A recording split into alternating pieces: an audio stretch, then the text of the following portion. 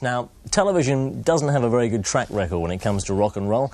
Ever since the days of Elvis, only being shown from the waist up, it's always been a middle-class, middle-aged form of communication that's never really managed to overlap with what's going on in music. That might be changing, though, because the television companies are fast being overtaken by a new generation of video and film directors turning out very different work. Now that in this fictional, it's not a fictional world, it's really 1980, and so I've been playing this Fender acoustic guitar, but now that I've reached 1980, it's a lot easier to try out these songs, which I'm mostly trying out as a vocalist, if I play them on ukuleles. But I just have these ukuleles that are so, in 1980, it's like extremely expensive, handmade ukuleles.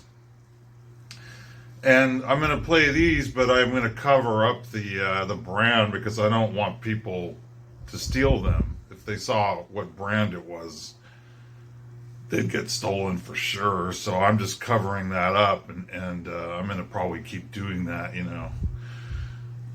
to save myself a lot of money on props, because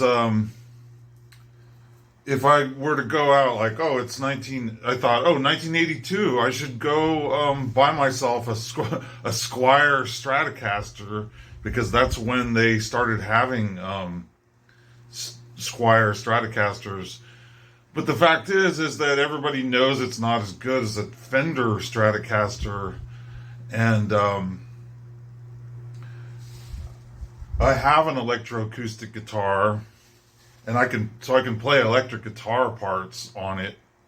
But as a vocalist, primarily, it's much easier to sing and play ukulele at the same time. It's just a lot more complicated to do it on the guitar, because the guitar, you got to pull it out of the case, and you have to play chords that sometimes require 5 fingers, and ukuleles are much easier. So who knows what brands these are? I don't know. I think that I probably will not be showing a close-up of the brand name inside the hole.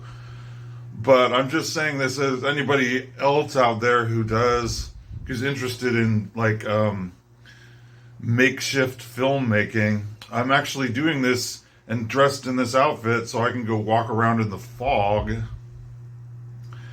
and go for a little walk in the fog. Now I have these ukuleles. It's 1980, and I just finished recording that song. I think next maybe I'll do Guns of Brixton, but I'm going to do it on the ukulele. Okay, ciao.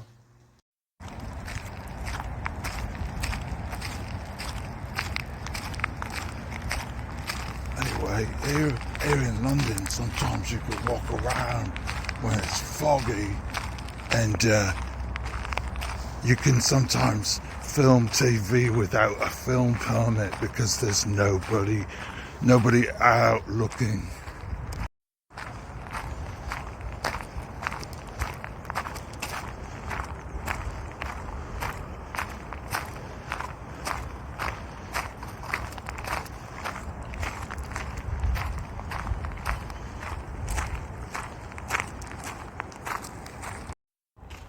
Yeah, but when I'm out walking around, I don't speak in my old American accent because it draws too much attention.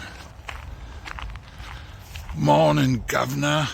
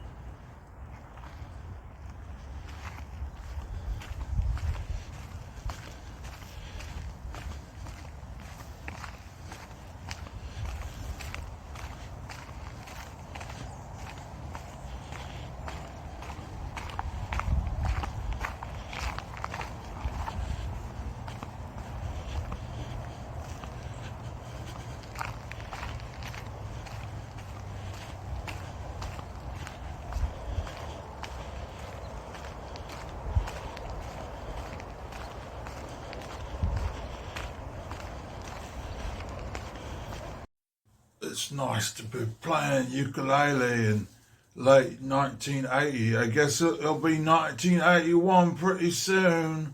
Here's a song from last year, Guns of Brixton.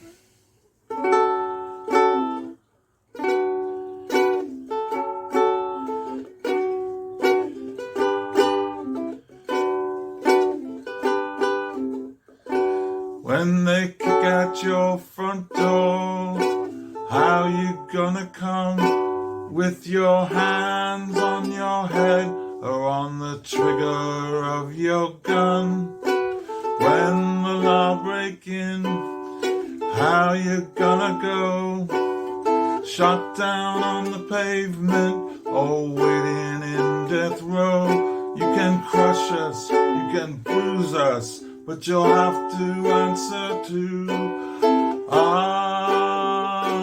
the Guns of Brixton. The money feels good and your life you like it well, but surely a time will come, as in heaven, as in hell.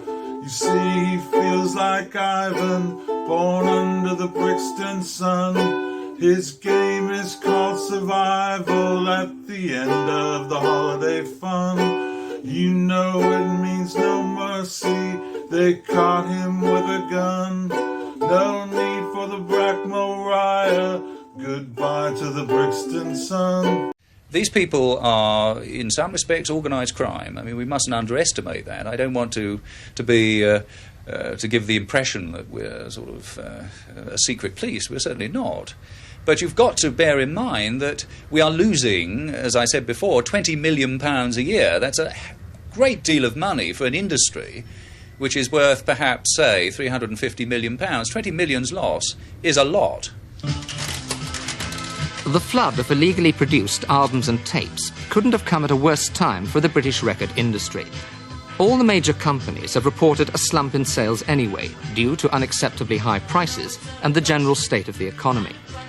The 1956 Copyright Act, brought in before the days of small high-quality cassette recorders and home recording, is out of date and long overdue for reform. And after the heady period of large profits in the 60s, the big names like Pi and EMI are seeing their near monopoly beginning to slip away. And the last few years have seen the emergence of countless small independent labels carving up the market. People discovered it was quite easy to actually press a record. It wasn't a difficult thing. Up until before that, the big companies maintained it was some kind of secret process, which could only 49 people had the clues to. In actual fact, it's very, very easy. There's a lot of people who press records now. And the bootleggers weren't slow to see the possibilities either. The steady growth in small independent pressing companies has made it easy for the bootlegger to walk in off the street and place an order without too many questions asked. Indemnity forms have to be signed, but in practice, they're barely worth the paper they're written on. Basically, there isn't any protection at all, because anybody off the street basically could come into us to get a pressing job done. Basically, speed is the essence. And if you've got a query on a job, or a suspect job, we cannot wait a fortnight or 3 weeks from BPI to find out whether we can press it or not. So we either say, no, we cannot press it. In that case, then there's plenty of other companies that will. Or we say, yes, we will press it, and then later find out we've got an injunction on us. Well, there are a number of these independent manufacturers who, in fact, very legitimate people who take small orders. They perhaps produce them in good faith and then find that perhaps the anti-piracy unit have been investigating this particular illegal duplicator. And I think they're as concerned about the problem as we are, because let's get this quite clear, that when we're talking of this magnificent term of pirate, the old-fashioned buccaneer who's... there's something rather romantic about it. A pirate is a thief. And I think we've got to get that point quite across. This man has got no overheads at all. The only investment he has is a piece of tape. And he is making money out of everybody, and making a lot of money as well. But even more sinister and damaging to the legitimate record industry are the millions of counterfeit albums and cassettes imported from abroad, mainly from the Far East. These are quite blatant copies of the genuine article, right down to the packaging and printing, manufactured at a fraction of the price in countries which enjoy cheap labour and weak or non-existent laws on copyright. The quality of counterfeit material is in many cases now as good as the original. It's been estimated that 1 cassette in 6 sold today is a counterfeit. They pop up everywhere, but mainly in the smaller shops and market stalls. The proprietors tend to be curiously coy about the existence of counterfeits. It's impossible to check every single cassette you buy, which, you know, for me is impossible because we're normally quite busy here. So, you know, we don't really check them. Most of the ones that we have are legitimate, I would think, if you want to have a look around and You don't seem very check them sure. out. No, because I know there's the possibility that 1 or 2 do get in, but if they do, it's purely unintentional. This is where all the impounded recordings finally end up, in the BPI raid cage somewhere in West London. They're all neatly stored and labelled as evidence pending court proceedings. The anti-piracy squad carries out around 100 raids every single year. And since it was set up back in 1973, they've seized more than 8 million illegal records and tapes. The BPI publicity machine is rather proud of its statistics, but there's some doubt within the industry itself about just how successful they've really been. I don't think they're very effective. I don't think they know quite what they're looking for, really. That's a problem. How do you mean? I don't think they understand the difference between the counterfeiting, which is really what I think they should be chasing, and the little bootlegs, which are kind of little cult offerings for David Bowie, usually radio recordings or live recordings from shows, which actually are probably a boon to the business. It keeps the David Bowie fan more eager to buy more David Bowie records. His whole collection must be complete.